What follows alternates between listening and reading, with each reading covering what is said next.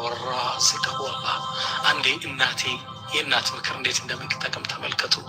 እናት ያስታወሰችኝ ልጅ ሆይ ራዛቅም የሚለግስም ሪዝቅን የሚጠቅም አላህ ብቻ ነው። አረ ወደ አላህ ፊትህን አዙር አለችኝ እናቴ። እሺ አልኩና የእናቴን ምክር ተቀበልኩ። የቁሉ ፈዳዑቱ ላህ ፊ ትልከ ሌይላ ዳዕወተን ሳዲቃ። ሌሊት ተነሳውና አላህን ዱዓ አደረግኩ።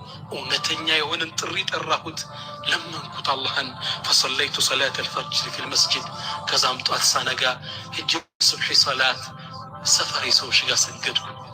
ከዛም እኛ መስጅድ ጋር የሚሰግድ አንድ ትልቅ ማናጀር አለ፣ ትልቅ ካምፓኒ ማናጀር። ይህ ሰው አገኘኝና ሰላም አለይኩም አለኝ። ዘየርኩት። እንዴት ነው ስራ አገኘህ ብሎ ጠየቀኝ። ያለኝን ተጨባጩን ላናገርኩት። በል እስኪ ዛሬ እኔ መስሪያ ቤት ናለኝ። እሱ መስሪያ ቤት ሲቪየን የካሪክለም ቪቲ ማመልከቻዬን ይዤ የትምህርት ውጤቴን ይዤ ሄድኩለት። ቃለ መጠይቅ አደረገልኝ። ወረቀቴን ተመለከተ። ወዲያውም ቀን ስራ እንድጀምር አደረገኝ።